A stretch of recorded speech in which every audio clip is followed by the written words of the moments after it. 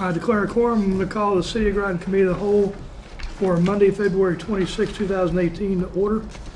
Clerk Deb Patrick, will you please call the roll? Present are Mayor Keith Hedrick, Councilors Jill Rusk, Jamal Beckford, Stephen Sheffield, Guinevere Depot, Rashad Carter, Finance Director Ron Newhouse, Clerk Deborah Patrick, excused is Deputy Mayor Lawrence Garish. Okay, thank you. The first item for agenda is 675 Eastern Point Beach concession contract. Mary, if I could get you to come up to the side, Ron.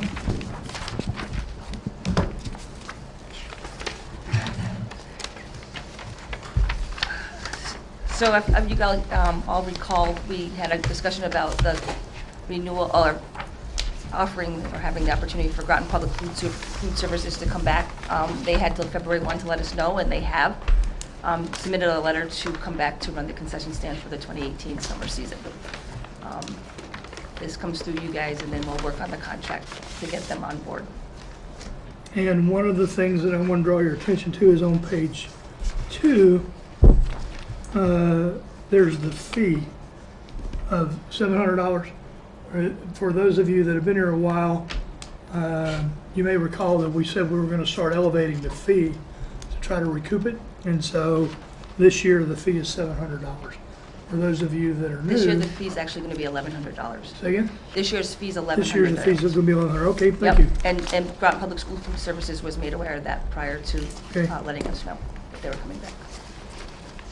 Okay. So, let me think. Where am I? I will need a motion to move this to the Mayor and Council meeting of 3/5/2018. So moved. I have a question. Oh, okay. Because I'm new, so I haven't seen this before. Is this a monthly fee? No, it's an annual fee for the 3 months. Okay, I'm just, because for looking at a lease, it's very non-specific, so I was just curious. There's no like due date on here either, so is it due at the beginning of the season, or how does that work? I mean, we can add that in. It used to just be $300 across the board, and last year that we raised the 7 with the understanding we'd go to 11 this year and $1,500 by next year. I know last year they had paid in full by the middle of July. Oh, okay. So, just curious. Councilor Sheffield? And back to that 1,100, and is the agreement been confirmed of the 1,100? they're aware of the 1,100. Yes, so Then that knowledge was given to them prior to this letter coming to, so they know that that's going to be the rent for this year. Okay. And they're in agreement to Yeah. that? Okay, that's what I wanted. Yes, this letter shows that that's what they're working forward with that, moving forward with that. Any other questions or comments? Sorry, I have another question. It talks about a security deposit in here. It doesn't say if it's refundable or non-refundable. We have in the past and historically waived that fee. You've oh. We've waived it. Oh, we wait. Okay. So Am I correct? So there's no security deposit currently on file Correct. at all. Well, this is, go ahead. For years, we've had the same tenant in there. If you were, Right. I don't know. Yes. Yeah. Okay. And this is just so. This will be the second season. So a lot of stuff, and you can totally step in. In there, a lot of stuff may not to be too technically sound because we have a new tenant in there. So, you know, you might not see a. Right. I guess more I'm wondering, is there like a security deposit that was collected like the first year and then we're just holding on to it and that's why we're waiving it, or? It was not. With the Garcias, it was waived each year, and then last year the Board of Ed asked if they could waive that security deposit, if we could waive it for them as well. The decision was made to waive it. Okay. So in the event that there was like a bunch of damage, we have no, like, they're not liable basically for any of that, or? Like, if I'm just thinking of it in terms of a regular landlord, you usually keep a security deposit so that if they damage something and do not have the money to pay you, at least you have a little bit of something to kind of. I believe the thought process was being the school and the Board of Ed was the reason why it was waived. I'm not sure what the history was with the Garcias Okay. when that first started. I don't being have waived. that. Okay. Well, Just I mean, like I said, no. mostly because I'm new and I haven't seen No, this you before. brought up, well, Right. wait a minute, you brought up a good point. Yes. I think, Let's talk about that as a council. Well, that's why I was saying, it was more, we had somebody for years, and then with the schools, I think it's maybe a good faith type standing. It's a totally new tenant, so this stuff is just being brought because of, we have had Right. the same tenant. It wasn't just, somebody didn't come with, like an outside, total outside, agency or contractor, so to Right. speak. so just correct me if I'm wrong, because Ron, I believe we talked about this last year, that we have an insurance policy on that, the building as well as like the Z building, right? And so, and I'm not sure at what amount it actually kicks in, like what the deductible is per se on that, but, For equipment, most of that's 10,000. okay. Deductible. Again, I don't know offhand without looking into it, as far as because it's a rental, if the damage was done by The tenant. the tenant. I'm assuming they would still, but I can look into that and find out a little bit more on that piece of it. Because our history now with them is how many years? 1 Just year. one, right? Okay. Just curious.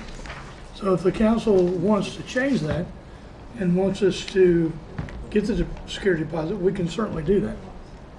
I mean, I wouldn't want to I impair understand their your ability concern. to, yeah. Right. No, I understand your concern. We've kind of went on a leap of faith, for lack of a better term, but they are the town of Groton and the Board of Ed, so we've kind of, we'll trust you kind of thing, but maybe, We do require them to have a certificate of insurance with us also. right. So, We're additionally so they were additionally insured through them also, if something were. Right. Because I was going to say, there's a large gulf between $200 and $10,000. So. Yeah. Yeah.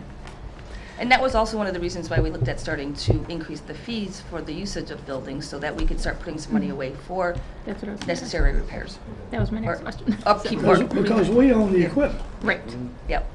That was one of the reasons there was that scale to go up to $1,500 by 2019. Right. Sounds good.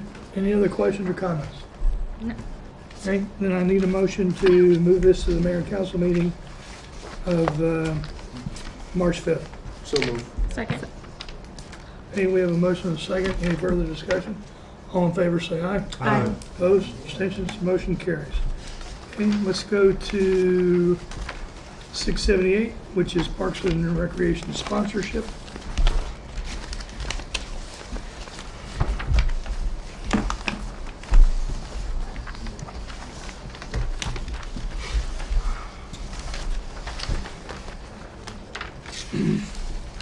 So this one, I believe this is the TBC one, correct? This is TBC? So, we have developed an extensive bus trip program within the Parks and Recreation Department, and so ways to help offset some of that.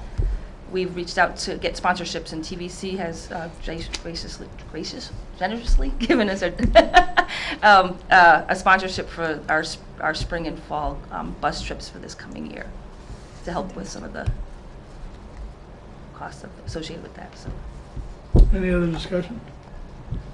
Okay, with that, I need a motion to move to the mayor and council meeting of March 5th, 2018. So moved. Second. I have a motion and a second. Any further discussion? Hearing none, all in favor say aye. Aye. Opposed, abstentions, motion carries. The next one is 682, rules and regulations at Eastern Point Beach.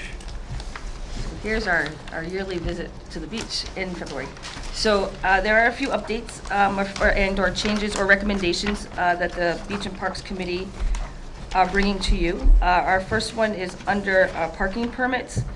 I'm not sure if are you guys got the red coloring? Okay, so we had a resident come to the committee in December regarding the senior rate between the city and the non-city rate. It goes from $11 for a city senior to $48 for a non-city senior, and they felt the gap was fairly large. One of the arguments that the resident brought was the fact that some of our city resident seniors are in subsidized housing and they can't afford to live in the city, or there's no subsidized housing in the city, so they're forced to move out of town. And so now they got to enjoy their beach for a number of years at $11, and now it's going to cost them $48. A majority of them live kind of in the area of the town of Groton. So we did some research, and prior to the beach opening to the community as a whole, like the state as a whole, when it was just a resident-only beach, there was a town of Groton senior rate at $25, where residents themselves got it for $15. A senior from the town got it for $25. So taking that into account, that was in place prior to, when it was a resident-only beach. The committee came back to do they raised the city senior rate to $15, and then they want to give the town of Groton seniors 62 or older a rate of $32 as opposed to the $48. And then anybody else out of town, like Ledyard, New London, Waterford, they would go to the $48 still, just to kind of give back to, so they might live in the town now because they can't, affordable housing is not available here for them, so now they can still enjoy the beach in their senior years. So that's the two recommendations in regards to the fee for the beach pass. Yep. Is there any potential loss of revenue? We looked at that, and in all honesty, I think we might actually gain, because I think there's some town seniors that don't buy the pass because it's $48. They're not getting it at the senior rate, but they're getting a little bit of a break. So, yes. Was there never any rate for town of Groton residents in general before? No, they were all considered out of town. Out of city. Hmm? Out of city? Out of city, sorry.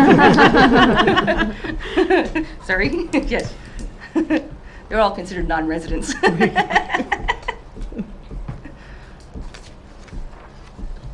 Anything else? So that's the first one. So Okay. on the next page is page 2, under daily rates.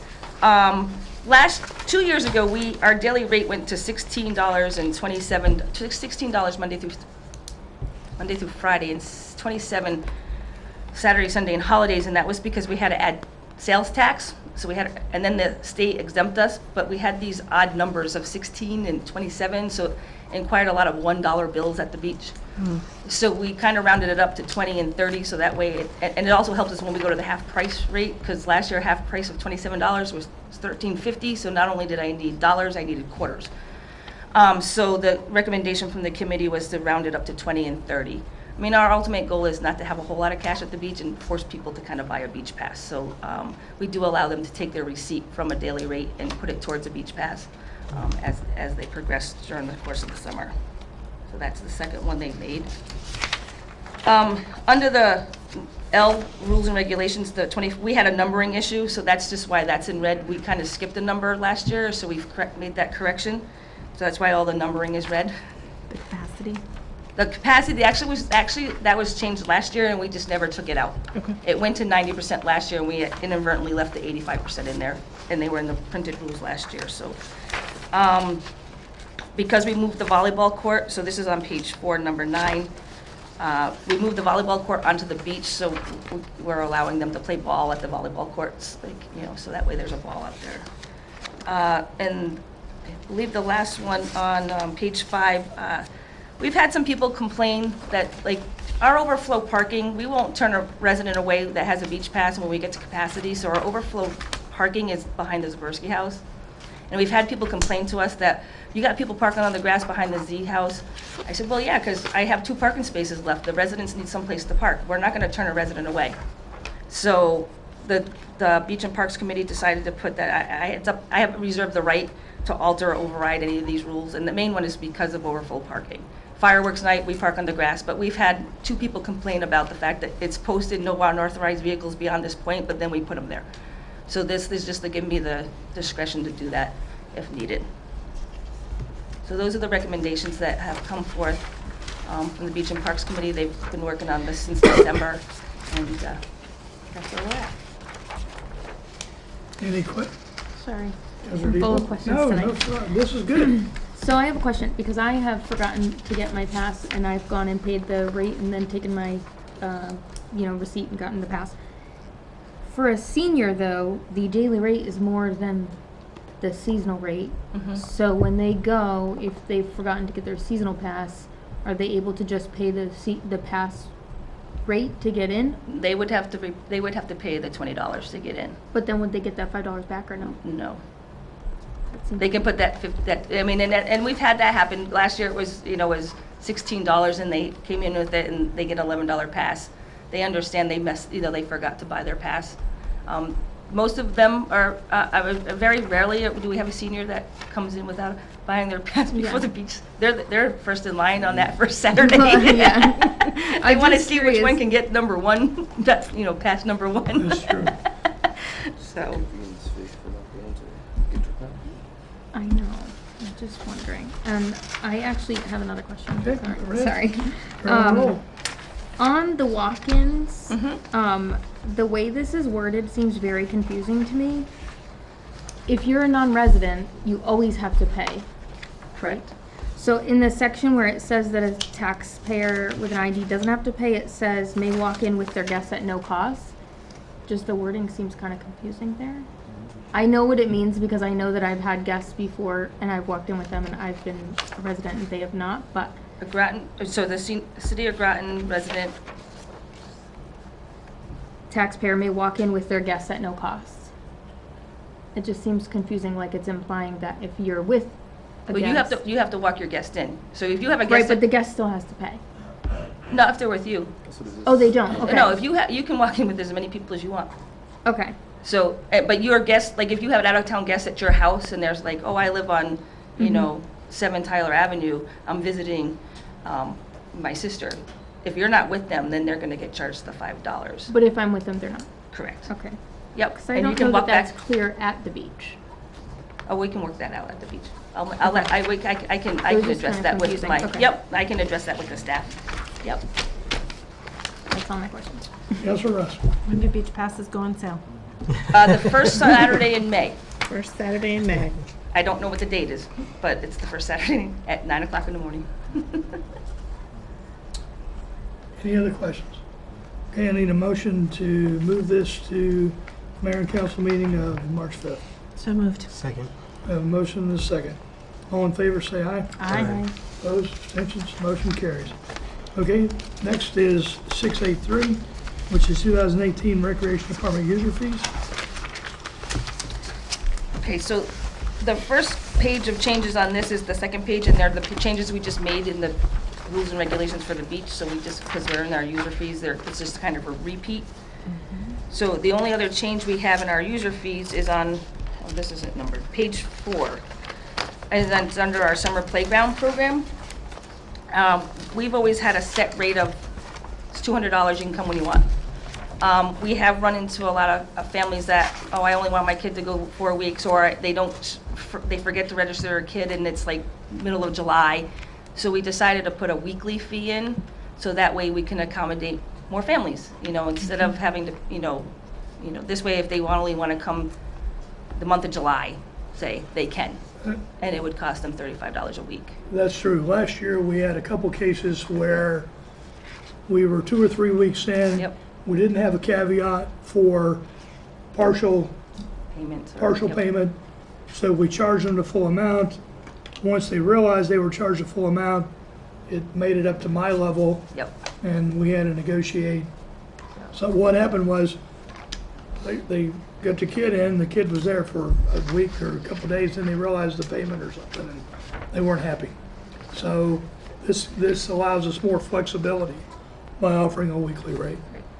So they have a choice. They can sign up for the whole summer at $200, or they can sign up weekly at $35 for a resident, and then it's a little higher if you're a non-resident. So this helps you. I know Rashad got kind of caught in that last year. Yeah. So, and the only other change in user fees was more just language further back in the Zaberski House special permit. There was language that says alcohol is not permitted at any time during the open hours of the beach during the beach season. And then it says alcohol will only be permitted after 6 p.m. on Friday, Saturday, and Sundays during the beach season. So we eliminated the first sentence. It just says we can't do it, then we tell you when you can. So we just made a cleanup of that.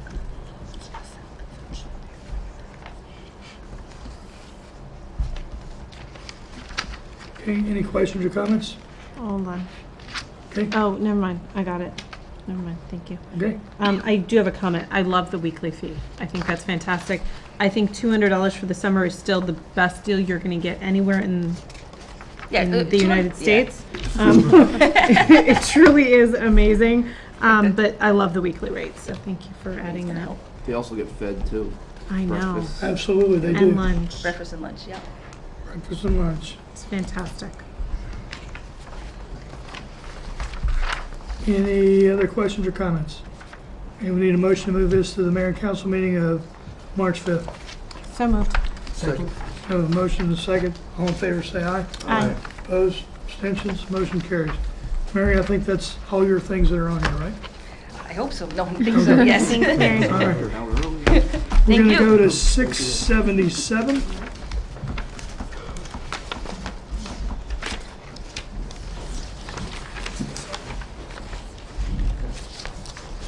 Which is the sewer use charges for the purpose of providing funds for the operation and maintenance expenses associated with the wastewater collection, conveyance, treatment, and disposal facilities of the city of Groton. Director, good day. The new one? The new one, not the, not right, Not the red one. not the red That one, was a draft. but the new one. Right. And now, I think the one, this revised draft is very close to the final.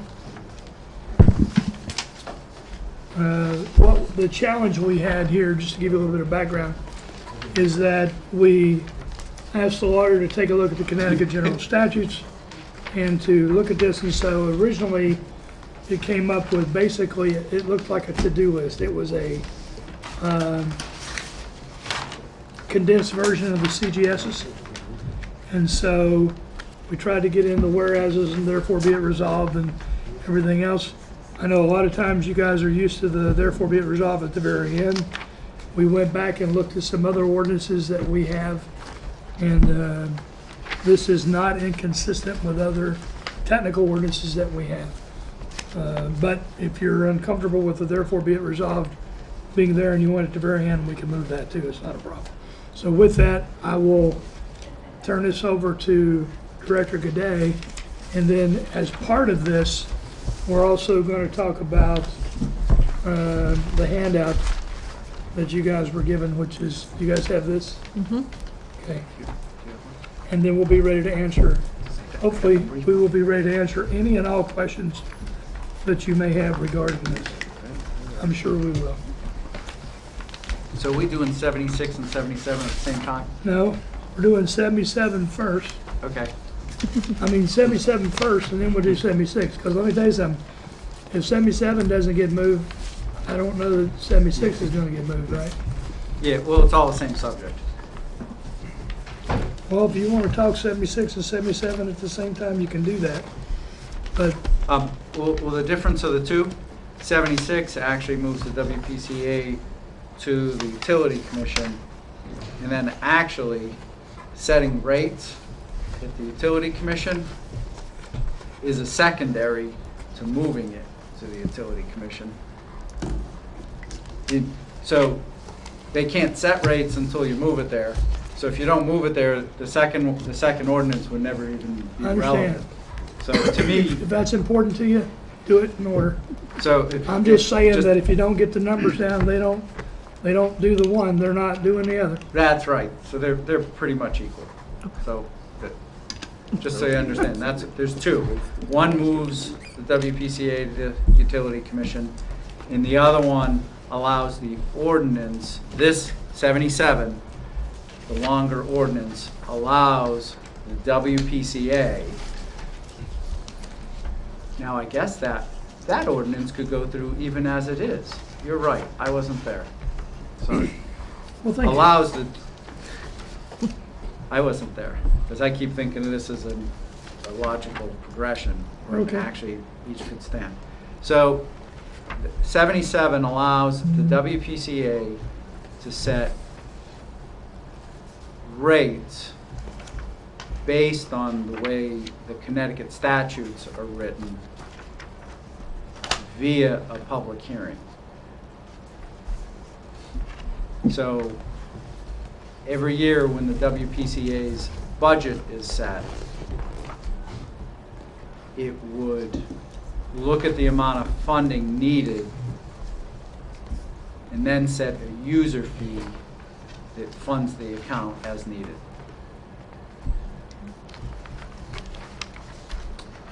That's the goal of that.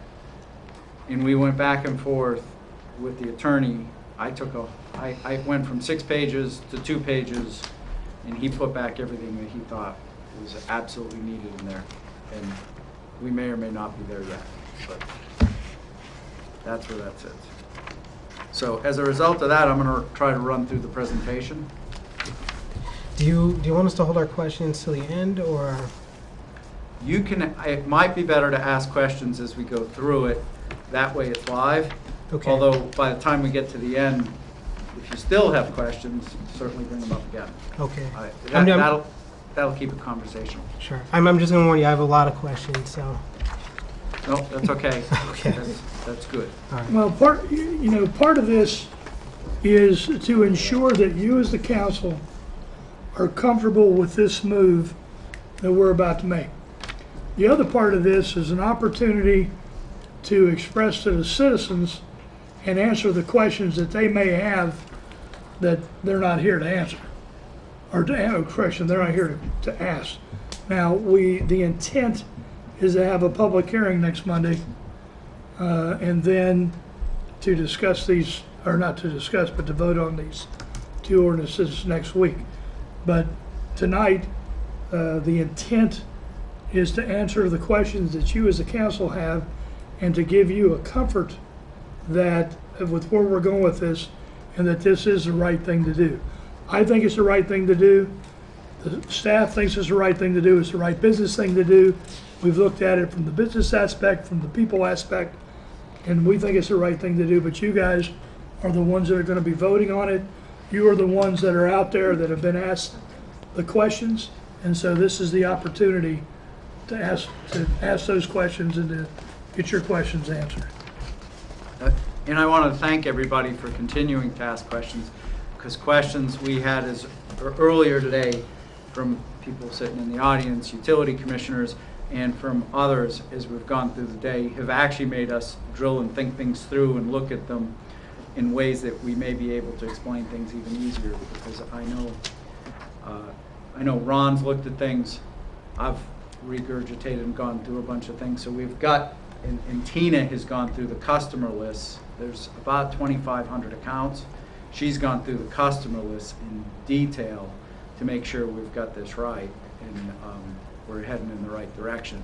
Plus, were this to move forward, and we're anticipating the rate structure as we present it here, utilities, key accounts, customer service, and the mayor separately is going around and making sure that we're not hitting any of the customers by surprise. This morning, I did this presentation with the entire customer service department. The Utilities Commission had it last Wednesday. That started some more questions. And then I did it with IT. Tomorrow I'm doing it to electric. Then I'm going to water by the end of the week, because I want the whole utility to understand it in concept too, so everybody understands the base and the thought, and ask questions, and we were able to react. One of the thoughts is that we're also going to go out with flyers in the bills within the city. Mm-hmm. So the 2,500 accounts we're talking about are only in the city. So we're to actually put flyers in the bills so that people even expect it. So I'm going to start with the why should we do this. At this point, there's 76 to 78 municipalities in Connecticut that all but 3, and we're one of the 3, are on user charges at this point. So we're about last. Back in 1999, the state put out the cost of clean water, and it said a user guide on how to do user charge rate surveys and guidance on how to get there. So over the years, all the sewage plants have gone this way. Reason 3 and 4 is that what they realized was that leaving the budgets for capital-intensive equipment in a political environment didn't allow you to worry about getting the job done first. It made people worry about the politics and then consider what the effect is on the equipment. I was thinking earlier today about the reason that we have a utility commission. And I want to thank Jamel for this, because he was asking me questions and he's asking me questions, and I'm like, well, geez, you know, the utility commission thinks about what we need to do. What does it take to keep the wires in the air? What does it take to keep the water running? What does it keep, in this case, to keep the sewage flow first and primarily, and then we have to justify the expenses primarily to that group. And then they keep us to a monthly tracking on what budget is. If we're over, if we're under, we know exactly how much money we've spent, exactly how much money we have, and via the utilities purchasing policy have the authority to execute the budget plan with a fair amount of autonomy by the power that you vested into the utility itself. Our procurement policy allows us, as long as it's less than $50,000 and it's budgeted, to go through the procurement process and be pretty nimble on executing as to budget. That's the purpose of the utility, is to run the capital equipment for you, the capital intensive part of the city, of what the city owns. This discussion and the nature of it around this table tends to go, or recently they started to get a lot of questions about what the rate is and what the dollar impact is and how that's going to affect my neighbor and all that stuff, and it starts to become very all worried about whether it's $31 or $35 or an extra $50 a year, and it's like, well, geez, first we've got to look at the equipment and try to put that first, and then see if we're doing it as cost effectively as possible, and then see where that falls out at dollars, second or third. First job of the utility is to be reliable. It isn't to be the cheapest utility in the world. If we can keep 20% below Eversource at the same time, we won. We did a good job. But the primary job is to be reliable. So, number one, it's industry best practice. We're the last of 3 municipalities in the state. Number 3 is adequate capital project funding and sustained day-to-day operations, which is why you have the utility in the city. Next to that, when they did this in 1999, they wrote the rules so that you could actually, if you go to a user fee-based system, you could take advantage of the state-funded low-interest loans and federal and local grants on those loans. So if it costs money, just like we did with the water plant, because the water plant got a low-interest loan at 2%, that was less than the bonding rate, which, I don't know, must be like 3%. Yeah, I'm not sure what's in Yeah, but it's more than 2%. And then we also took advantage of the $15 million on grant back on the $54 million loan. That was due to federal. You can do the same thing with your sewage plant. We do need to spend, and as we flip through the pages, you're going to see that there's pages in there that we do need to spend on average $2 million a year going into the future. That was what we budgeted in this budget, $2 million a year, whether it's non-bonded capital, which David Fox called PAYGO, which means you use cash to do capital installations and then you depreciate it over the life of the asset, or $2 million to go toward paying down the debt for a low interest loan or a bond that would be spread over 20 years. So that brings down your costs and levelizes your costs. Okay, Yep. so I just have a few questions on the bullet points that you've talked about. So we're one of the last municipalities that haven't moved to this new system, but is there a reason, any particular reason why we haven't done that? number one, it's hard. Okay. We're talking a lot more about this than a lot of other things. Number two, someone had to want to go do it. It has created, and I want to thank David. David does the finance part of the utility. It's going to create a whole new set of financials that the utility is going to have to run monthly. We do 2 sets now. We actually do 3 sets. We do Basra, we do the electric, we do water. Now we're going to have to do sewage also and report out on it. Other than that, it may have just been easier to leave it where it was. Well, I can give you the political side of it. About 5 or 6 years ago, when I was on finance, it was referred to me.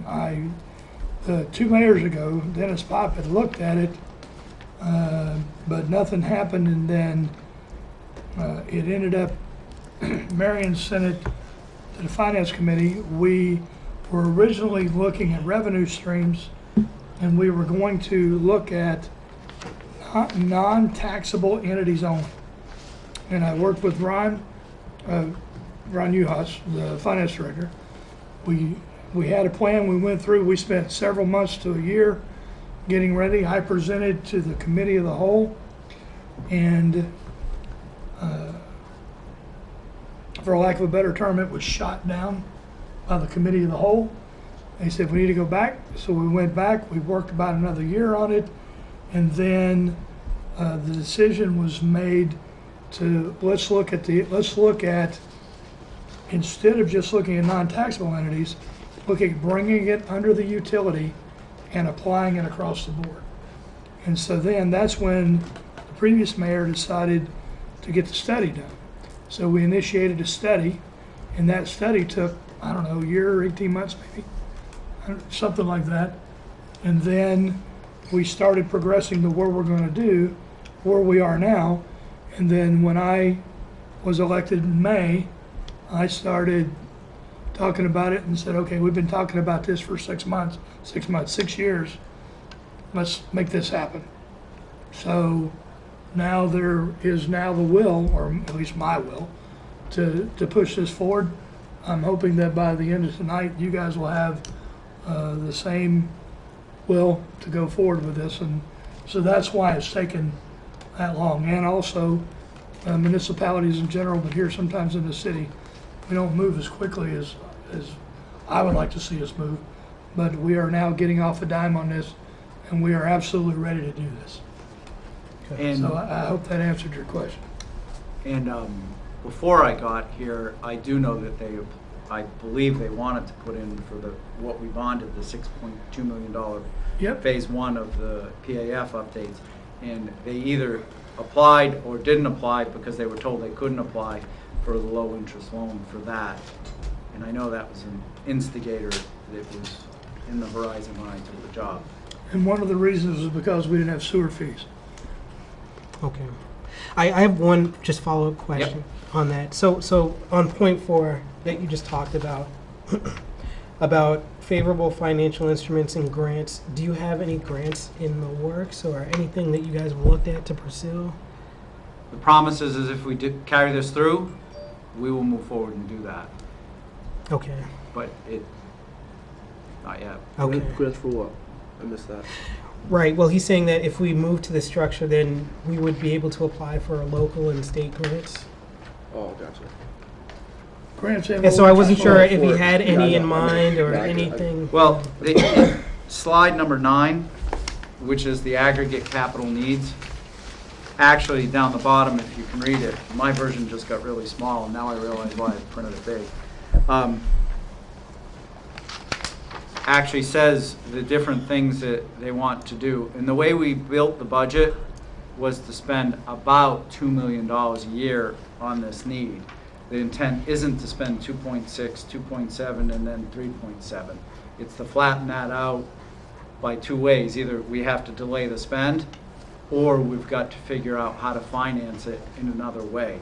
So we left it so that we'd have next year and the year after to apply for grants and work ourselves up to try to go through that process before we took the leap to try to make the next level of spend. That was why that capital needs chart takes 3 years to ramp up. It was knowing that ideally you want to finance this stuff doing something and ideally get a grant. Right. You're not going to get a grant like next year for that. Okay. You've got to work the process, you've got to work actually at that point, you've got to work the politics and all that down that road. It's a whole other avenue. I think the last time we talked, I also addressed the issue because there was a question about if we bond this, does the bond go toward GU's bonding or does it go toward the city's bonding? And per the Connecticut general statute, it goes toward the city's bonding. Right, this fund would pay for all debt associated with the sewer activity, so it'd be paid for by user fees. However, it is still restricted by state statute, and it's 3 3/4 times your tax collections is what the limit is per state statute. So 3 3/4 times current tax collections were roughly what, 20? About 24 million. About 24 million now. We currently have 2 or 6.4 million bonded. So we are well within our limit.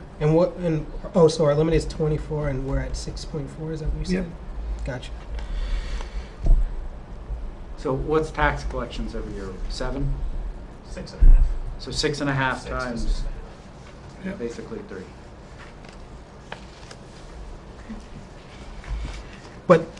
But if we move to this, then that instead of bonding, we can use other more favorable financial instruments so that we get that, what would you say, 2%?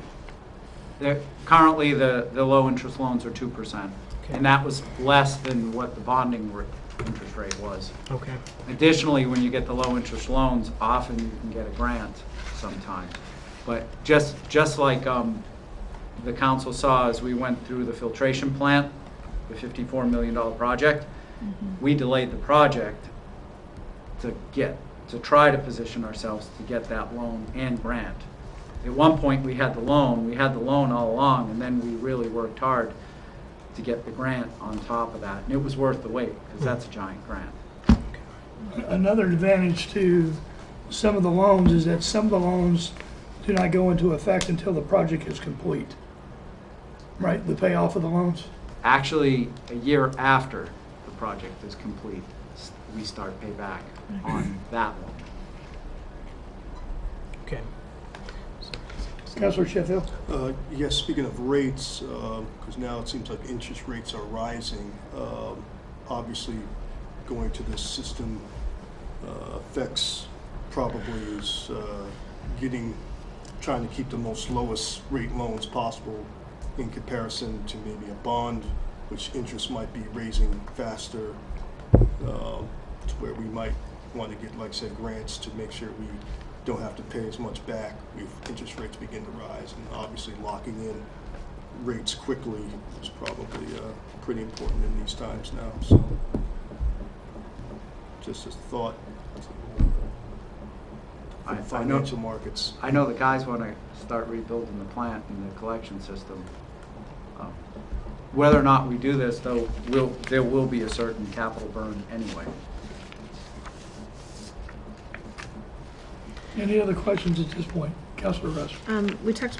Your second point is equity, quality among customers. Yeah, I missed that. I need to go back. That's okay. How have people been taking this? Mr. Mayor, you've spoken with some of our nonprofits, our churches. Well, I haven't spoken to all the churches yet. Okay. And the nonprofits. We're getting a list. People that I'm specifically going to speak to is my faith-based organizations.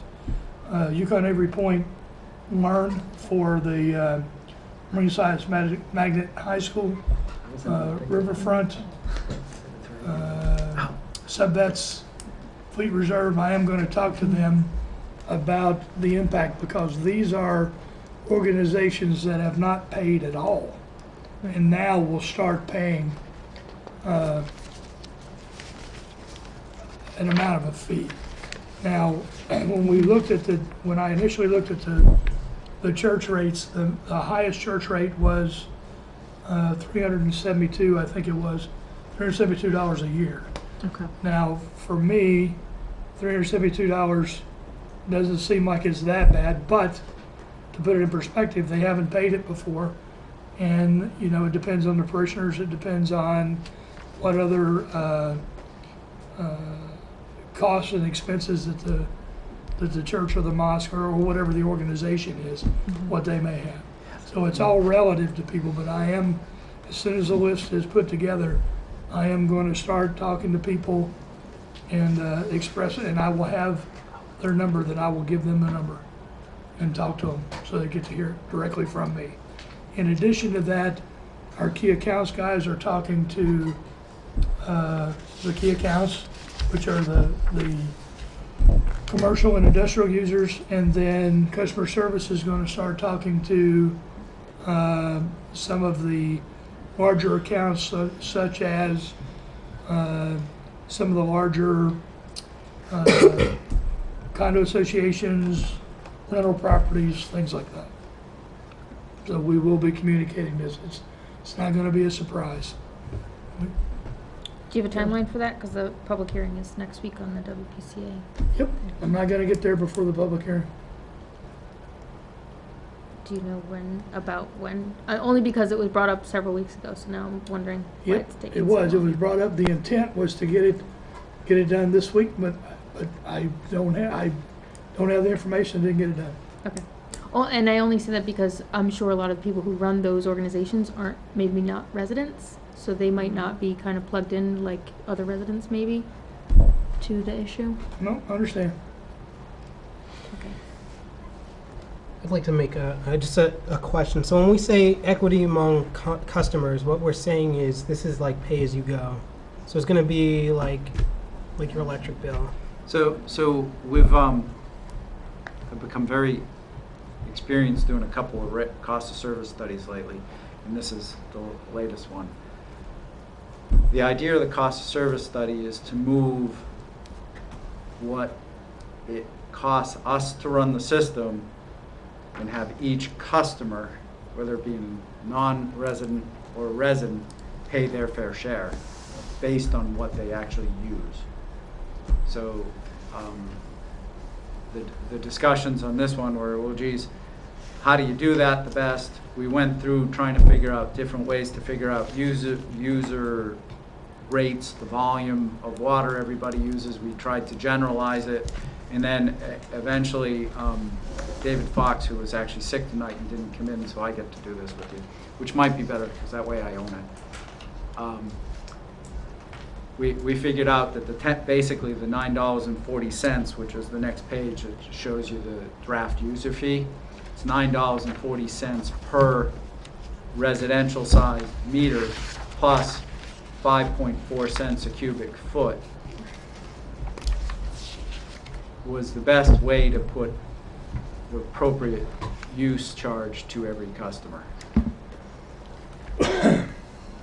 So that's the idea with the cost of service, to give it equally. So as we go through, and I'll finish speaking then, the typical residential customer will probably spend less than what the mill rate effect is on their property tax, whereas the typical non-residential, small industrial kind of customer will probably spend more. A laundry, a restaurant, laboratories, heavy water users would actually contribute to the sewer system much more than those that don't use a lot of water. That's the idea. Councilor Russ? So we've been given proposed numbers. Yep. Are those numbers fixed for this next year, or are those numbers based on actual usage? Because I'm thinking, you have a house where somebody moves out and somebody else moves in, and their sewer usage could be completely different from one month to the next month. Do those rates change? Yes, it's based Okay. on the water usage. Okay, So so, you'll have a flat user fee every single month, Mhm. like you do in your electric and your water right now. but the actual, the price per cubic foot will be what you use, you pay for. So if you move out, somebody moves in, it's only 2 people versus 4, whatever water they use, that's what they're gonna get charged for. So your sewer fee is based on your water fee? Yes. Okay. Yes, sewer is based on water. Just an explanation of the numbers that the council has in front of them. The way this was derived is Director Goudet and I went to his office, we pulled up Google Maps, we pulled up a map of the city. I started in the Riverview area and said, let's pick a street. And then I went on this side and I said, pick a street, pick a street, pick a street, pick a street, went all the way down from north to south and tried to get a representative samples of streets. And then Director Uhas then gave that to Tina. Tina then selected properties on that street. I had no idea what those were because I wanted this to be as close to a random sample as we could. And then we ran the numbers on that. And then once we had that, we sorted it based on percentage. And then that's what you have in front of you. So on the other hand, or to the other effect rather, so all these vacant buildings we have on Dame Street and everywhere else, and houses that are, you just brought up a good point, houses that are unoccupied, you know, where through tax-based, you receive those funds. Now, the vacant buildings, vacant houses or whatnot, they're actually potentially, I mean, making out for being vacant. Either rightly so or wrongly so. It depends on your thought. If they're not using any water, they're not sending any water to the waste treatment plant, so they're not costing any money. But as it's set now, though, you guys receive money from the taxes. Well, and we're still going to receive money for taxes if the properties are blighted, and then we have a process for that. And I have a new blight officer that will be addressing those things. But you're right. If they are unoccupied and they're sitting there, then we're not gaining anything from a sewer usage fee. Yeah. On them. I mean, that is true. Yeah. What did you say? Like, Because you said something, but you didn't say. I just want to, just one quick, if the services are off, so Yeah. there's no service going there, there would be no service fees. If they, because there is a lot of vacant properties that they Yeah. don't want to shut the water off, they don't want to set the electric, they'd be still continuing to get their user fee, Well, their, that's true. their set fee for their electric meter, for their water meter, and for sewer. Because it's ready, it's called ready to serve. So they So would be they're not- getting that. So they're still getting, okay, so they're If the still service is paying something. on, Thank you. it's, yes. Thank you for that clarification. Councilor Daigle. Well, just to add to his point, so I don't know how many vacant buildings we have in the city, but that would essentially mean though that we are losing that revenue that we're getting in taxes now, That's what even I was- though it, right, I That's know, my point. I but, don't know if you missed. That's what I so was has trying to say. that been looked into at all? Like how Or many is it vacant just buildings not there worth- are? So- It's just not. It's not. Or does it working. not matter? Doesn't matter. Either way, it's a game. So the financially. spreadsheet that you got that has about 30 random residences, unidentified residences on it, 34 rent? came 34 from a spreadsheet that had more than 2,500 accounts on it. It was every city, Customers, 2,500 customers. 25, Which- yeah. So it came from the list of every customer in the city that uses water. And it came from their Okay. actual usage numbers. And it came from an analysis of their actual assessed property value. Okay, I see what you're saying. So it actually took multiple lists, cross-referenced them all together, tried to put the assessed values together with what the volumes are, because the trick to creating the rate is to estimate accurately the usage so that you'll have accurate revenues. And I mentioned this to the Utility Commission. If I get nervous in this whole process, it's because were this to move forward, David and Tina are making active estimates as to what the volume usage is going to be. That determines the revenue that we're taking in, and we have to be able to support our costs, the expenses, with the revenue coming in. That's always the balance on both the water company and the electric companies, is making sure you've got enough money coming in to pay for everything that is going out. And since we haven't really done this yet, just for the city as a city, and watched that number accurately for years, and watched the revenue and how people react to it, we're making a conservative estimate and the best guess that we can do statistically that Dave Fox helped us with, the consultants helped us to come up with what we believe the right rate user charge is, the user fee that'll give us the appropriate amount of revenue to keep the account afloat. And you'll notice on in the budgeted revenue requirements, which is page 8,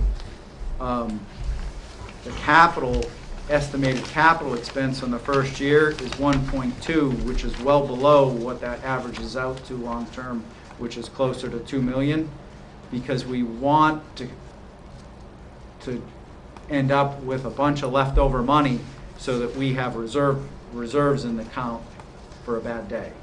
Either a missed estimate on the revenue side or an event that happens that we actually have to pay for.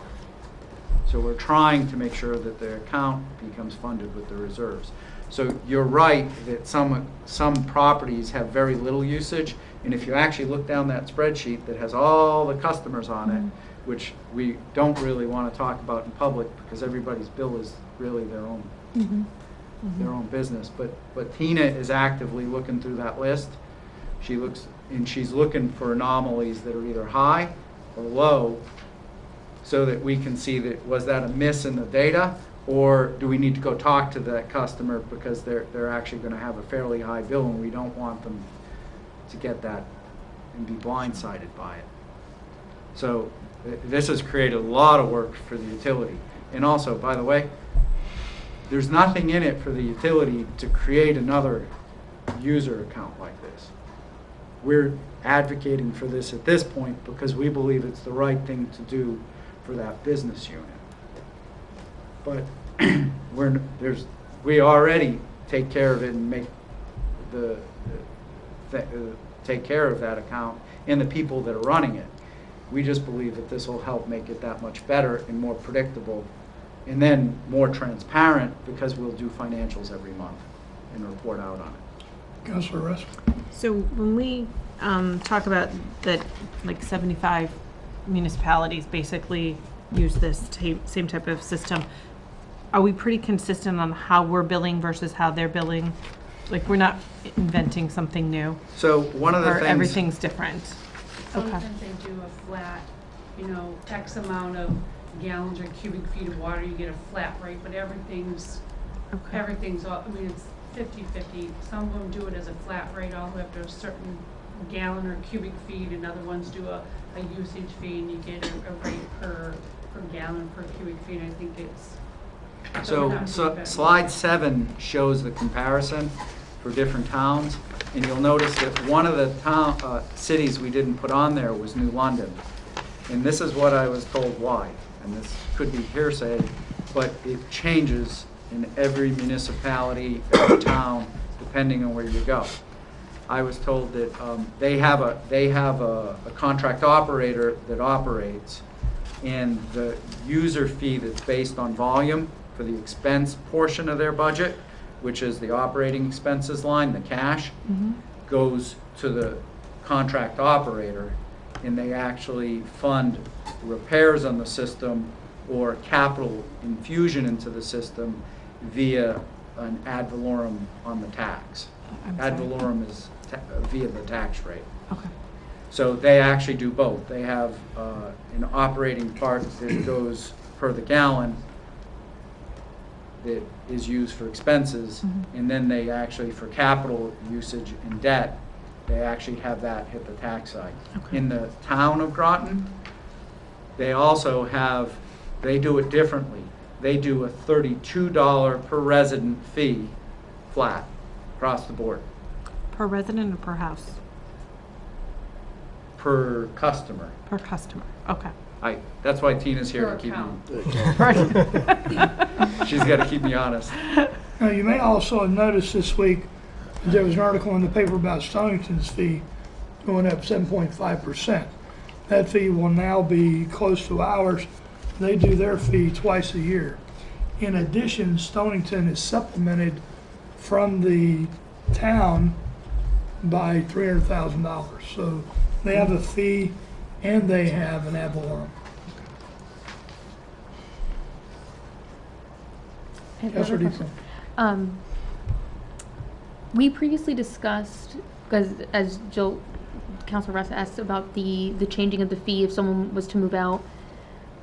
We previously discussed the effect of summer water usage is usually much higher, people filling their pools and stuff like that. Are we now not taking that into account? Or how is that being So, taken into account? The current proposal is that it actually just be the next line on the water bill, and it's directly tied to volume. There's two ways that you'd actually, let's say that the golf course wants to water the lawn.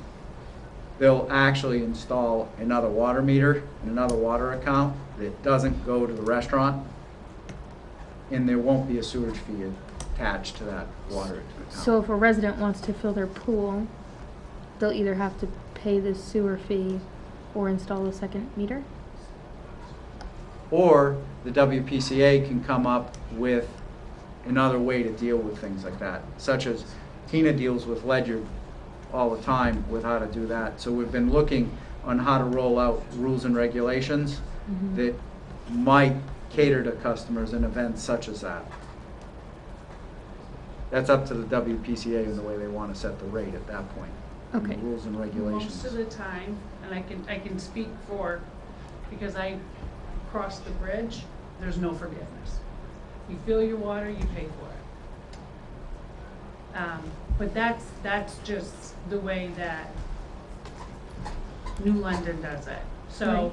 every place is different. So that's a decision that has to be determined. That's, One of the things that we had looked at early on was doing what was referred to as a winter rate. Winter average. A winter average, thank you.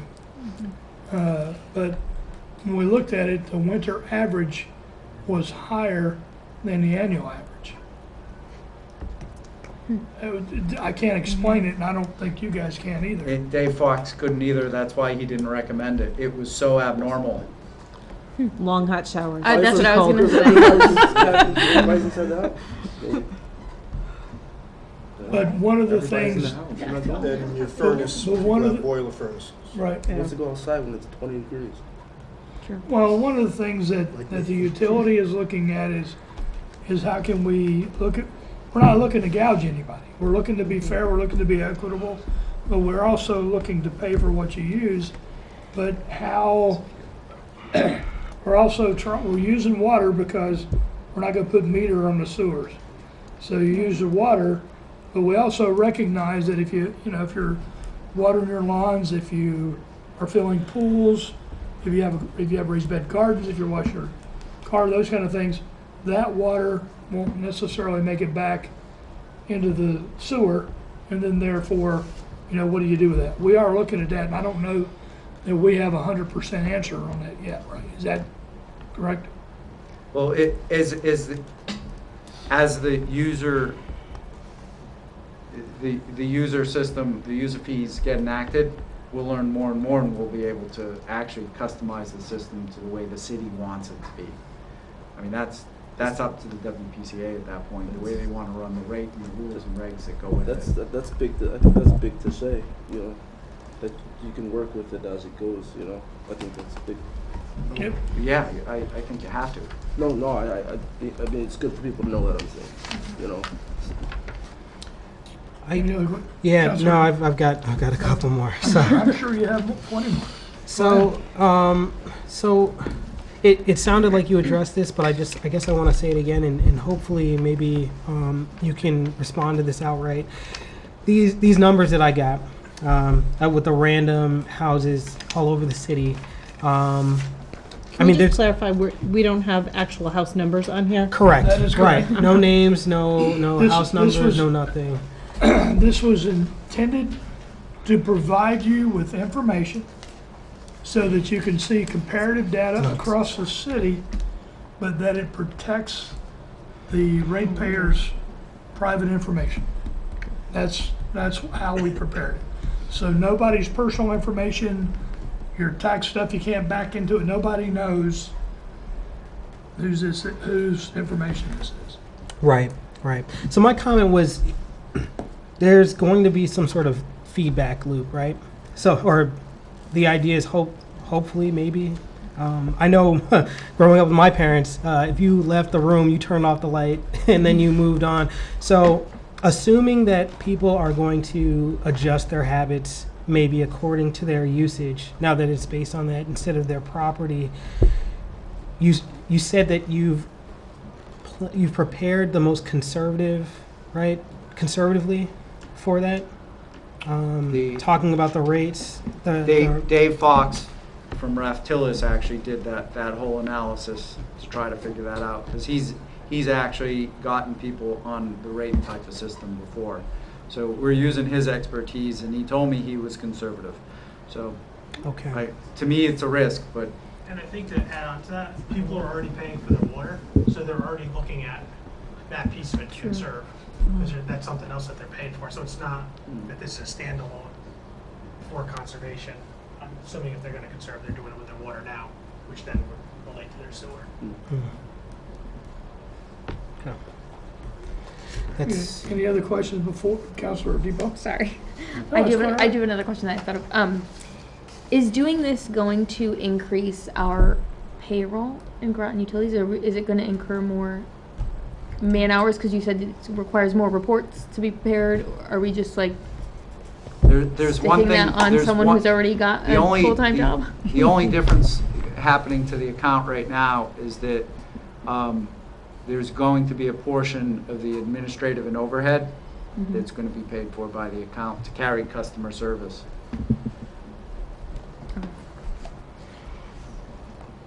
I think that's all the questions.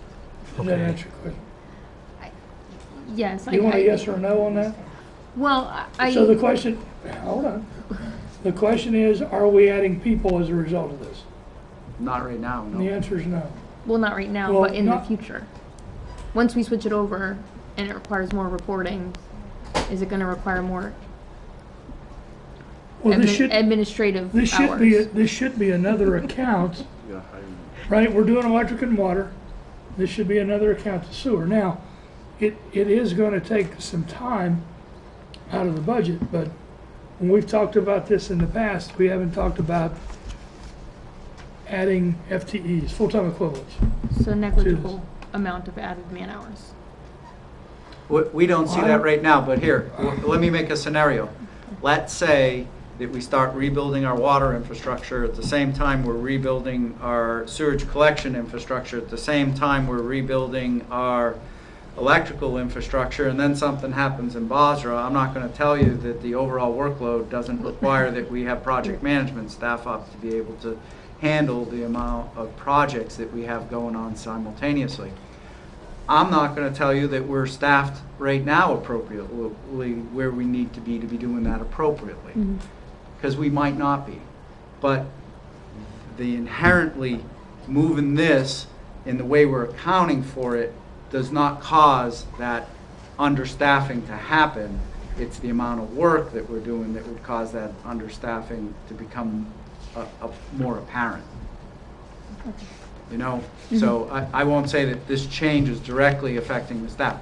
Now, that being said, I'm looking at David, and you probably depressed him, because David's creating a whole new financial set of books out of all that right now. So, I don't know, because we're really short one person in his department now to be doing that already. Is it because of this that he'd need to fill that slot? maybe it's the last straw. But that remains to be seen, and that, when we go through the budgeting process and gets purged through the utility commission, and any changes in staffing are pointed out directly at that point. Was that a non-answer? No, that was fine. That was good, yeah. Any other questions at this point before we move forward? No, I think we beat up slide 3 pretty hard, so. Well, I think we did most of it, flipped around a little bit as we did it. So the idea with slide 4 was that it's basically about a $10 a meter charge, and then it's rate based on how much volume you use. Slide 5 shows, out of the 2,500 accounts depicted on slide 4, how many of each are estimated to be paying less than what their current tax burden is related to the sewage plant. Right. So I've got some questions on this slide. So, all right. If we look at let's say just some percentages here. If we look at -100 to 0% change, we're talking city residents there. That's everybody's a city resident in this, or are we talking about The customers? sewage treatment plant only treats city sewage. Gotcha. Over Gotcha. by the highway, there's a small section that goes to a pump station. I don't know what to call that section. North slope. What? North slope, I believe. The north slope part actually is town that is treated by the city plant. Okay. So I'm assuming that if Can I ask on that? Sure. So do those people go to this rate? They currently pay us $32 a resident at the town rate. The agreement with that portion that uses our sewage treatment system is that they pay us the town rate until we make a rate. And that was done back in the 1970s. When we come up with a rate, they convert to our rate. Okay, thank you. That's fine. So just to make this clear, the folks that are, or the customers from 0% to 100%, I'm guessing that spike of 100% are folks that have never been, they weren't taxed before, right? Yeah, so these are the nonprofits. The line all the way to the right are basically the customers that had zero property tax related to it. So any increase was more than Right. 100%. Gotcha. And then the other ones are probably, I'm just guessing, industrial. These are maybe businesses with maybe a smattering of.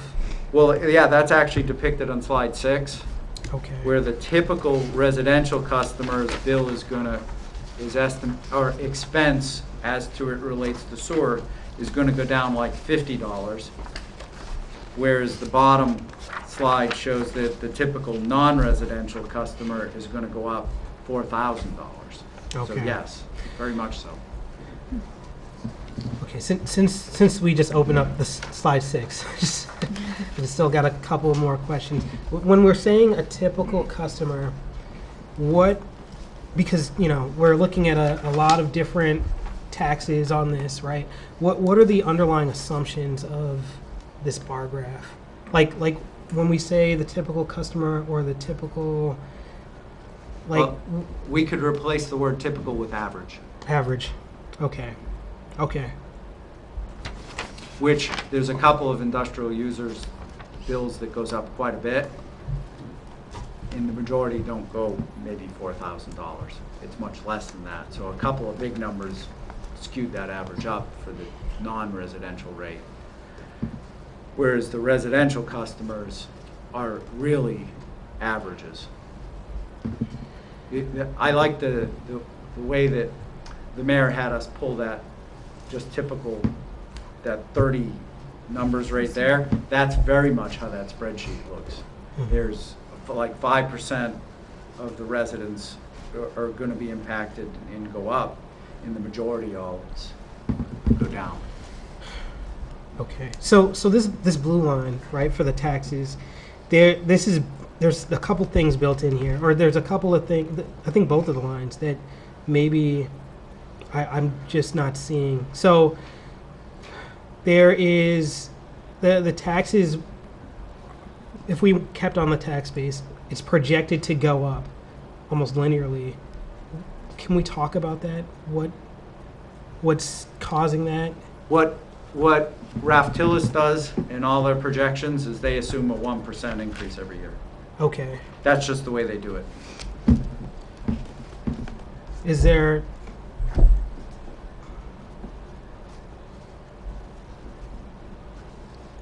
So is there anything that we're... So, I mean, I see that we're having savings, but I'm just saying, like, is there something that I'm not seeing? Is there a... Because I've heard talk of the mill rate going up, going down, if we... You just take one of those up. Sorry. You had a handout coming around. Okay. Which may help with that question. Sure.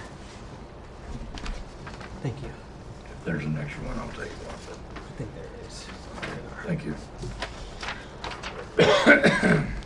So Ron, I don't know if you want to answer Yes. this question. So what I did here was took the 17-18 budget numbers. That's that first column. To kind of show you how this affects the mill rate, because I think a lot of people look at it and it's $1.7 million of expenditures. It's 10% of our expenditure budget, therefore it's 10% of the taxes. But it really doesn't work that way. So hopefully this will kind of explain it a little better. So our budgeted 17-18 fiscal year is $16,898,657. That's the total expenses for all of the general fund. Mm-hmm.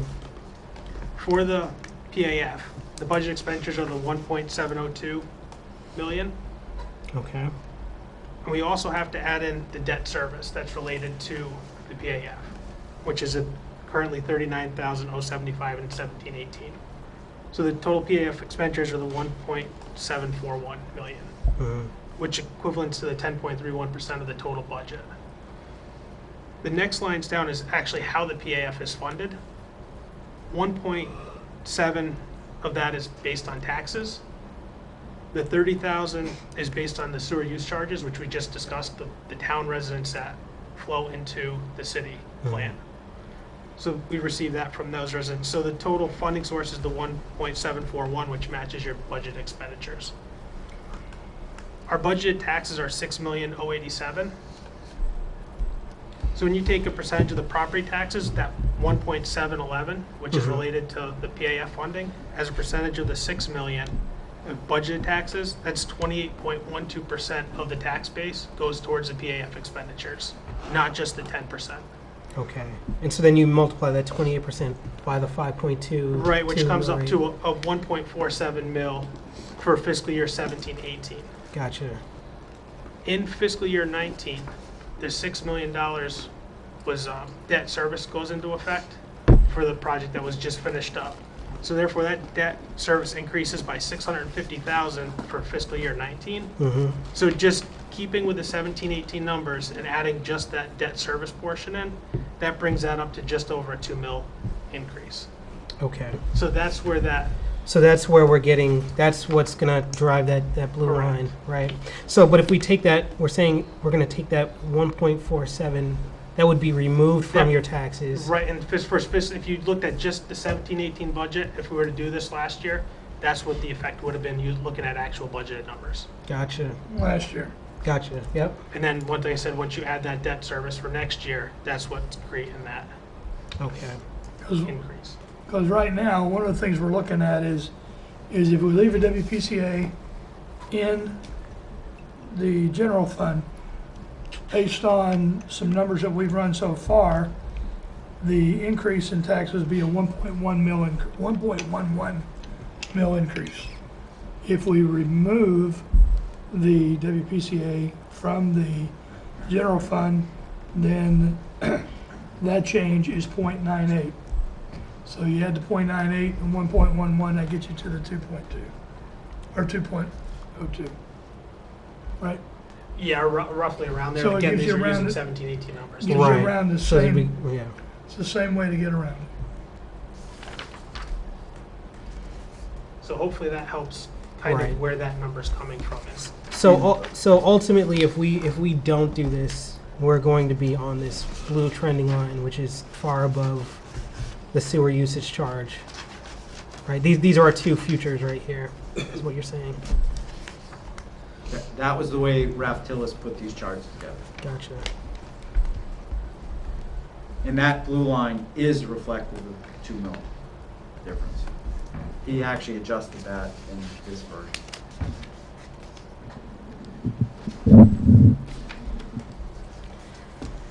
Any other questions on that slide? No. Okay, That was 5 and 6, right? 5 and 6, 7. Did we do 7? We've talked about 7, I think. 8, we alluded to some of these numbers. Right? If we get into the revenue requirements all the way the utility runs is we run the budget and then we operate as to the budget. So the idea with the operating expenses, we have to add the overhead line into that, and then we are estimating what we're actually going to spend on that line. The debt service is the next. It's the same $685,000 you just heard Director Uhas mention. And then the way we tried to do the capital expenditures is we made a very specific plan, but we thought that we would try to average about $2 million a year in non-bonded capital in that line. The utility calls PAYGO non-bonded capital. There's 2 ways to do capital investment. One is using cash, which is non-bonded capital, and the other is to borrow and then spread the payments over time to levelize your budget. So the goal would be, before we're spending more than $2 million a year in capital, that we're borrowing some to levelize the budget. The 125 is to try to make sure we're creating operating reserves, because in the inception of this account, there isn't going to be a bunch of money in the account. It starts with no money.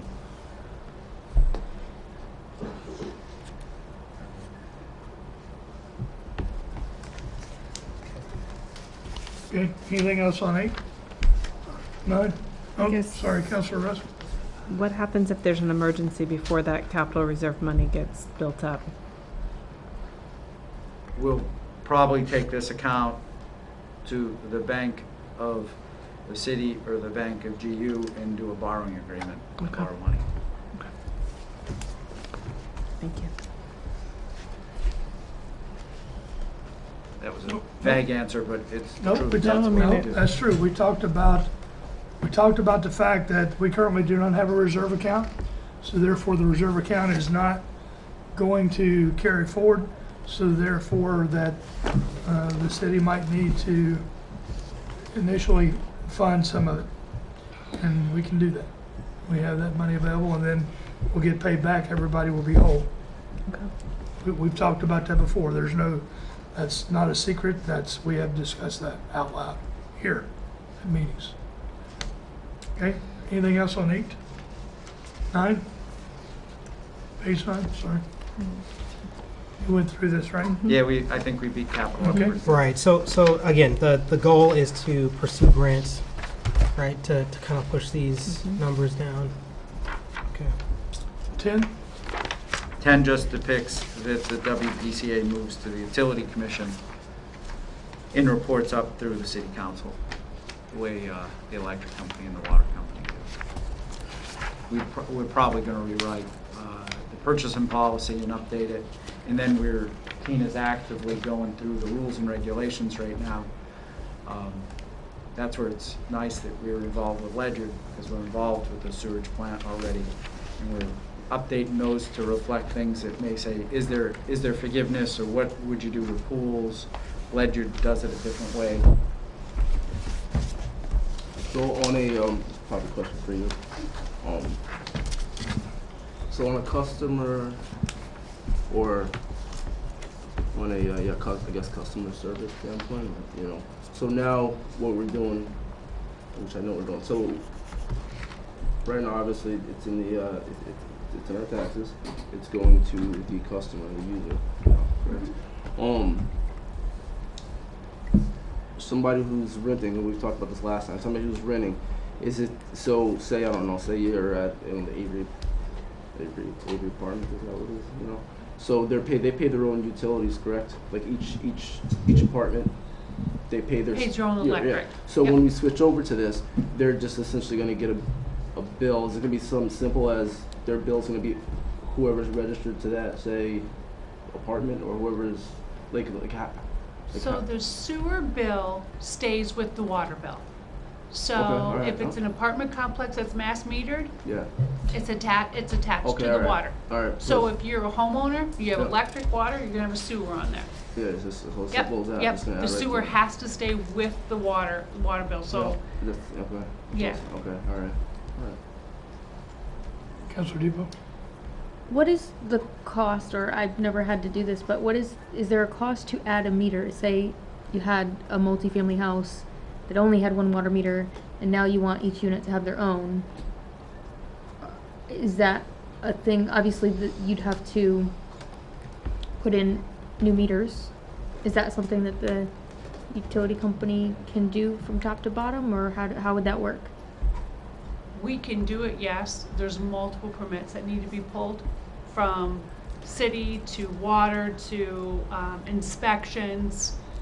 I know when I had to do it on my side, because we had to do it, it was roughly about $1,200. Okay, per meter. Yes, Okay. to upgrade a service, yes. One more. Councilor You're Crowe. done? Sorry. I'm all set, thank you. And these slides, they're going to be, I know you said you've been presenting, you're presenting to the consumers and whatnot? We're going down to everybody in the utility to make everybody in the utility understands, but we're also, we've done it in the commission, we've been answering questions to everybody. And Okay. next Monday, at the public hearing, this will be presented as a slideshow. Okay, and I don't see anywhere on here, but it may be, because these are merely estimates, correct? You know, right?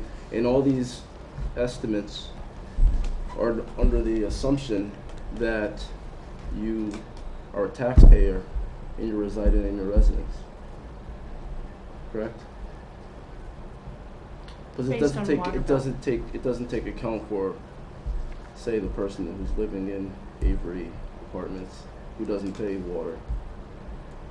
So there's not a savings there would be no savings to, you know, like. To that end, you're saying like the individual who gets the water bill, so the tenant itself, if they're paying the water bill, then they have to pick up the sewer bill? Yeah, No, because they're not paying taxes, correct? yeah. Depends on who pays the sewer bill, truthfully. It's, I don't, you know, and I think that's set up per landlord. We can't tell a landlord to say Well- charge. No, I know that, but tenants it's saying, like on here, it says, customer, right? There's this one on that, it said, customer, your savings, customer savings. Yeah, I'm saving, that's under the assumption. But you do have customers that aren't paying, so I say it might be somewhere on here, just to this note that it's under the assumption. You're under the Right, assumption but the that you. taxpayer, yes. You know what I mean? I That's see what I'm you're saying. You No, know I what see mean? exactly what you're saying, Yeah. because it's the taxpayer that's saving. Right. Yeah, Because when you get into renters, it does get a little bit complicated, and let me explain why. You have two classes. You have a class of renters that are in a large group that's coming through a single meter or in multi-residence that the residence is metered. And then you have then you have renters that are in duplexes and triplexes, things like that. So that's one class. So you have those two classes. Underneath that, you have two subsets. And one subset is the renters that are paying utilities, the other subset is renters who are not paying utilities. So to try to figure out exactly who's going to pay what, yeah, I know that. Okay. I understand that. I was just Okay. saying it's just clearly under the assumption that you About a own and you disclaimer? live here. Okay. You know what I mean? And the It's just- taxpayer is also it's- going to be the ratepayer. right? Oh, yes. That the use of the Yeah. word That one. customer is misleading, That's is what he's saying. what I was saying. Right. That's what I was. Yeah, I was gonna say it before, but I want you to finish your presentation. You know, Yeah, we can put that down in the It's bottom. just Okay, it's the let's do it. assumption. It's just Councilor Depot? Is there a way that we could make, and I know that, you know, you've looked up individual residences to get this information. Is it going to be available, say I am a customer and I'm a tenant, is there a way that that tenant could see the difference? But I guess not a Beforehand, you tenant mean? because they wouldn't be privy to the taxes. Well, But is there a way for, let's say, a landlord to say, do you have a report? Can I get a report from the utility company? Oh, absolutely. So maybe we can, to kind of, maybe not fix, but kind of at least try to draw more attention to that. Sure. Make that known that that's available, because it might not be noticeable. You get your tax bill twice a year. Some people, their mortgage pays it. They're not going to notice that there's reduction. But if they were to have that easily available to say, hey, look, your taxes are going down this much and your sewer bill is only going to be this much, Yep. just so that, just to make it visible. Yeah. Because I think that's kind of, we discussed the tenant thing at length, and I think if it was more visible, that would make a huge difference for that type of situation. Okay. Well, one of the reasons we brought customer service to this presentation earlier today was to make sure that they start to understand exactly what's going to happen, because everybody can call customer service and ask about their own accounts Mhm. and exactly what the effect might be to add the surge to it. Mm-hmm. So they have a good gut feel for that at this point and can speak to that. They, as representing the utility and understanding the rate, may not understand mill rates Mhm. fully. So going down that road on what the credit would be probably is not a place they're versed yet. Right. I don't know if we want them talking that or just worried about what, but we can always train people additionally. Sure. Yeah. I mean, we can provide, if people have questions, if they want to know information, we will take the amount of time it takes to give them the same level of education we've given you guys. We don't want people to be blind on this. This is, that's what he, Well, right, but I'm more saying too, because a tenant is not, like, my tenants don't know how much I pay in taxes. So they're not gonna be able to see that either, to maybe conserve more water. They don't know what the rate change is necessarily unless I was to tell them. Do they get a copy of the water bill? Nope, Do they use a lot more water than you use? no. I'm just saying it might be, if there was some kind of way to make be it visible. transparent Yes, that this to the- information to is the renter. available. This is kind of your estimate, because I can get an estimate of my rate change because I own the property, but the tenant is not gonna be able to see, hey, I really need to not use as much water because, for whatever reason, especially if they're not. I don't know, I'm just thinking before we switch, if the information is available, if it's more visible, the information, which this, having the meetings obviously is making that more known, but just in whatever information we present, to make it known that the information is obtainable by each resident, not just like an average report, that you can get your. Well, I don't know if that may. You have to own the account for Right. us to give you the Yeah. information. Right, but that's what I'm saying, like, I But don't if you own think the all the account, we will give you Right. your But they're information. gonna own the account because it's gonna be attached to. Not necessarily. Not necessarily. What do you mean? If there's only one The meter. landlord would have, they would know, not only, they would know the usage fee, right? They would know the taxes that they I pay. was thinking on both. And so Yeah. the renter may not even know what they use, Yep. right? Or, I'm sorry, what their usage Yes. actually is, Yeah, yeah, in order to accommodate the changes that could be coming down. Mhm. So, if a certain type of landlord could say, hey, we got these changes, you're also going to be paying this amount. Meanwhile, they're still saving quite a bit, because not only has their taxes Yeah. just straight up disappeared from this, but they're passing the buck on to the renter. well, that's true. And That's there, what's initially. there's only so much we can do. I mean, we don't know what the landlords are gonna do. Hopefully, if they get a savings, they will pass that savings on to their renters, but there's no guarantee of that. And we have no control over that. Right. Now, I would encourage them to pass their savings on, but I can't legislate that, and you can't shame them. I mean, right? So, We could just encourage people to maybe ask their landlord for That's the what I was gonna usage. say. just, apologize. I think it would, in order for them to make an informed judgment, I think they'd have to. Right? Sorry. Wow. I'm just saying. I think a Facebook campaign is in order. Anyway, Director Yost? I just want to add one thing too, because we've been using the word taxes and we've been associating it with real estate this whole time. Right. You got to remember the tax base also includes motor vehicles and personal property. So there's going to be that savings as far as on your motor vehicle taxes and your personal property taxes. I know we kind of always coordinate this back to real estate because of that being the biggest portion.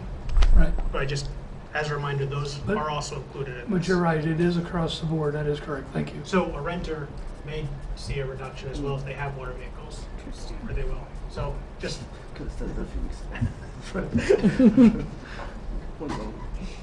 Okay. Any other questions or comments on the presentation? I think it needs to happen. Me personally, speaking freely, I think it needs to happen. You know, you guys have done a lot of work on it. I think with anything, change is kind of, you know, and you get kind of antsy about it, you know. And I simply brought up and I still bring it up as far as like the added cost or whatever, you know, it'll work itself out, you know, it will, you know. It's just, I think, you know, just sticking it on you type deal. Not saying that we were doing that at anybody's intention. I just think more information. Maybe we have to try our best to get that information out there and say, you know what, yeah, this is a new added, maybe an added monthly charge, but, you know, it's to you, you know, as a rental or a renter or whatever, but, you know, it's best for business-wise and us, and it's just, you know. Well, and here's the other thing. It's just a lot for somebody, you know. We have been misquoted as saying is all the thing we've been talking about is the taxes going down. We're ignoring the fees. Here's the deal. The taxes, if we do this, the tax rate will go down, period. Now, having said that, there's going to be a fee.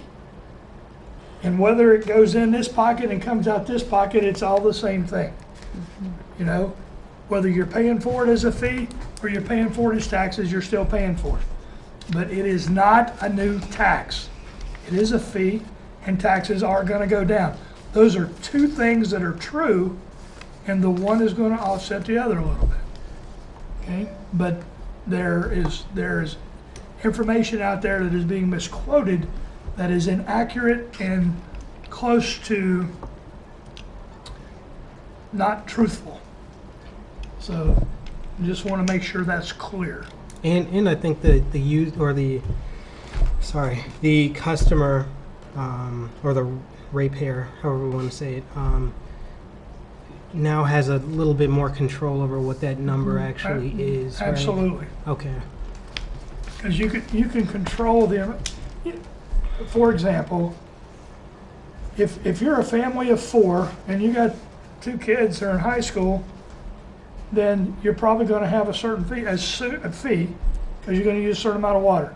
As soon as your kids go to college and you're empty nesters, I'd be willing to bet your amount of water usage is going to go down. Your college bills are going to go up. Yeah. Yes, they will. But your user fee will go down.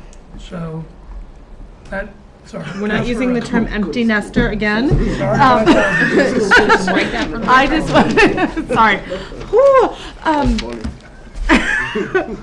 You just threw me off completely. I just want to say thank you, because I know this was a ton of work. I know we had a million questions. I want to really encourage the public to come next week to the public hearing, ask your questions, get them answered. But thank you. Thank you to everybody who's been a part of this.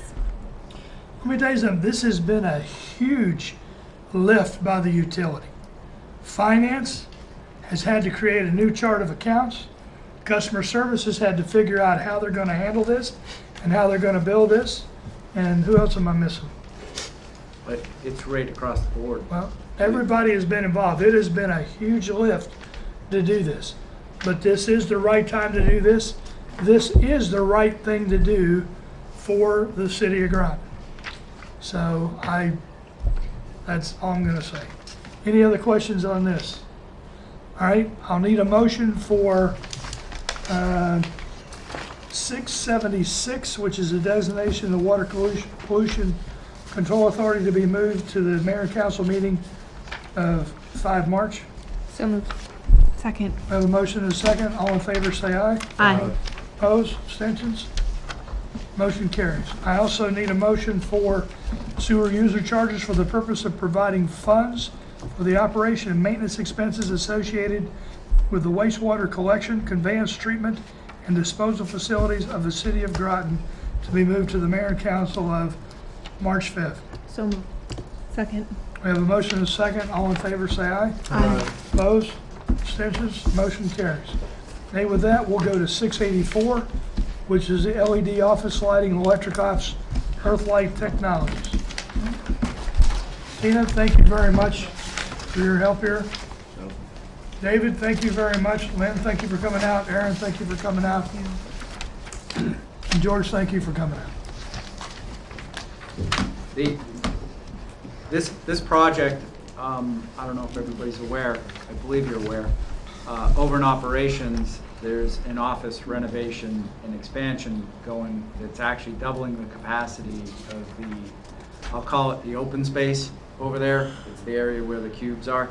So there's going to be basically twice as many people in that area. And as we did the expansion, we discovered that we could update the fluorescent lighting to LED, receive conservation money to do that. However, we discovered that wasn't budgeted. It's not going to cost us money because we're going to use funds that are provided to us for it, but it's not budgeted. So we thought it prudent to bring that here just to make sure that everybody knew we were doing that. It's not bad press. And also to get permission to move forward. Any questions or comments on this resolution? Okay, need a motion to move this to the mayor and council meeting of March 5th? So moved. Second. Okay, we have a motion and a second. All in favor, say aye. Aye. Opposed, abstentions, motion carries. And that's it. All right, we're gonna go to 645.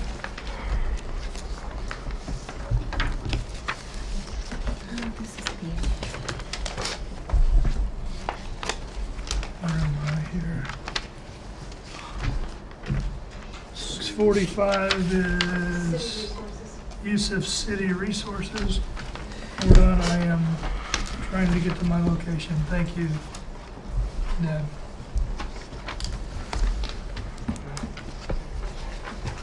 Okay, this is the resolution the mayor and council accept and approve the policy governing use of city resources. This went to committee referral. And this, thank you. Thank you. Thanks.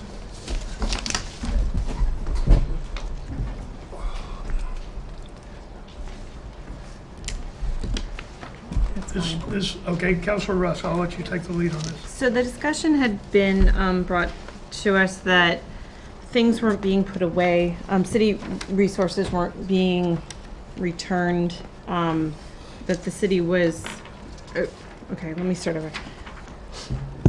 City resources within the building weren't being returned to where they needed to go. So we looked at that first and realized that that's actually in here. It just needs to be, what's the word I'm looking for? I'm sorry. Strengthened? Well, no, it needs to be reiterated to everybody. Enforced. Thank you. I'm sorry. It's 9:15 at night and my brain's starting to fry. I know, I'm trying to get through this. But the one thing that wasn't in the ordinances was what we added as number 5. So organizations borrowing city property are responsible for transporting and returning all property to the municipal building. Prior to this, people have been asking if the city would transport it, bring it back, one way or the other. This clearly states that they are responsible. If they're borrowing city property, they're responsible for transporting it. And that a fee may be charged for any large items rented requiring transportation and or set up by city employees. And the example was large tents being borrowed. So that's the only actual change made. Councilor Debo? Is there a fee schedule planned? There's not, and we didn't want to put it in here because we didn't want to have to change it every single time the fee changed, but that can absolutely be discussed.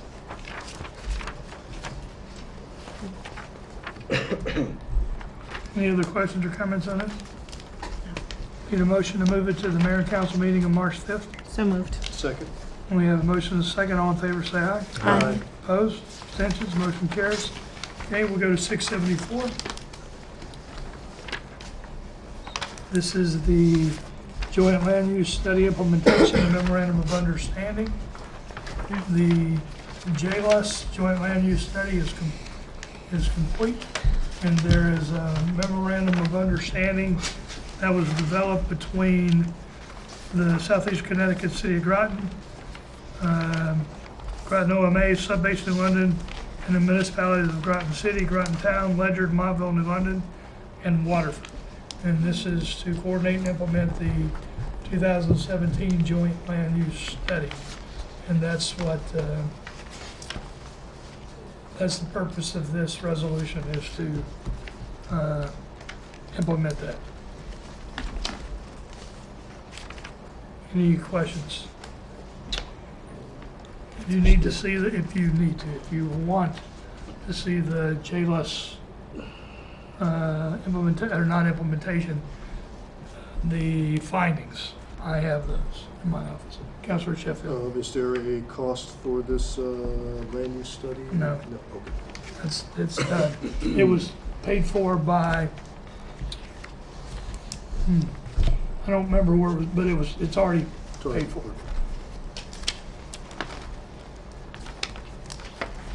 Anything else? Okay, I'll take a motion to move this to the mayor and council meeting of March 5th. So moved. Second. A motion is second. All in favor, say aye. Aye. Opposed? Abstentions? Motion carries. Eastern Point's done. Designation's done. That's done.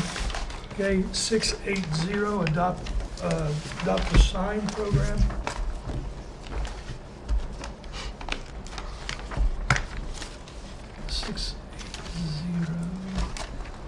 Let me get to this real quick. Okay, referral 680. This was basically, this is a discussion. There was a referral to basically adopt a sign similar to Adopt the Road, but this would be to help, I don't know, facilitate, but help pay for the cost of signs. So that was also Councilor Russ' committee. So just a little bit of history on this. This had been brought up during the previous administration to get new signs for all of the entry points. Currently we have green welcome to the city signs. So the signs cost quite a bit. They're $575 each, and I want to say there's 7 entry points, 6, 7. So that was quite a bit of money that the city just doesn't have disposable funding right now. So Councilor Carter brought up the concept of doing an adopt a sign, which I thought was a great idea. We agreed that to bring it to the council as a whole, that if somebody wanted to adopt a sign, they could pay for their sign and have that sign put up at one of the entry points into the city, and have a little plaque underneath that says donated by whatever family or whoever it's donated by or in honor of. So that is what this is about. Okay, so where does the council want to go with this from here? Do you want me to take a stab at drafting a resolution? Or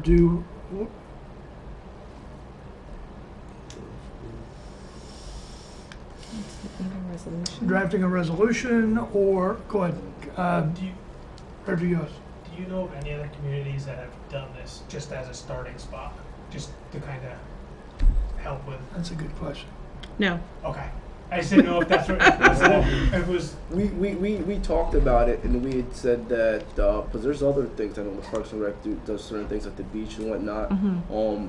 I in knowing city residents, you know, and knowing how they value their community and to keep some type of lingering connection or legacy, so to speak. Sure. We were speaking, we said that we don't think it would be that difficult to put it out there and Okay. And in all fairness, we do something similar with benches Right. and with Yeah. trees yeah. and with other things in the city where we have donation in memoriam Yep. of friends and family. Yep. I actually, and now that I'm thinking about it, I actually know that when you, on 117 going into Ledyard, they have a sign and it says donated by the Lorenz family. And that's I true. believe. The one The that big go blue in, right? sign, The big yeah. sign. Yeah, so.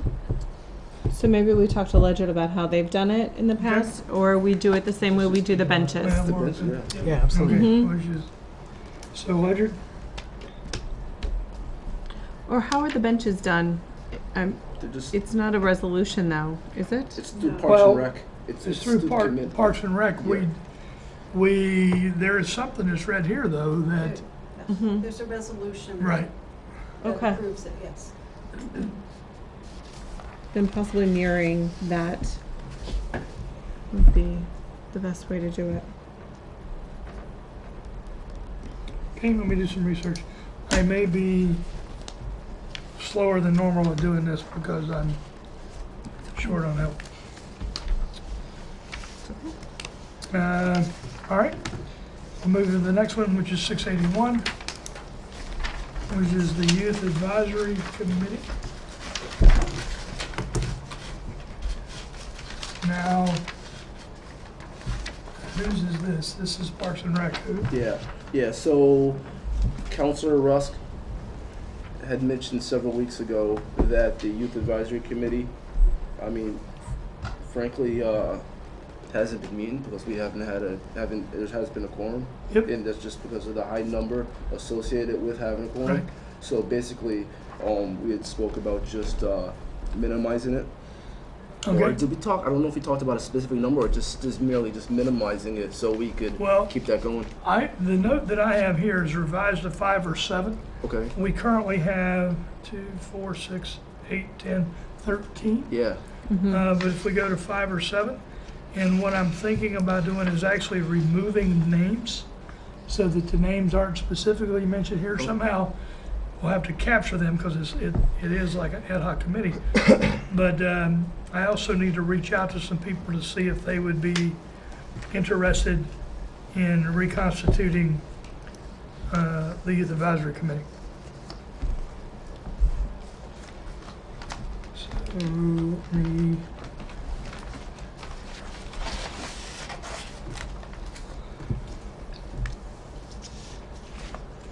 revise and then reach out. Okay, thank you. All right, anything else on this? No. All right, I'll get back to you.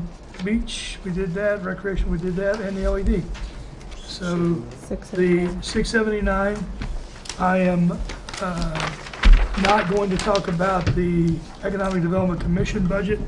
The reason being is, keep that information though. The reason being is I'm going to have the Economic Development Committee come and brief you.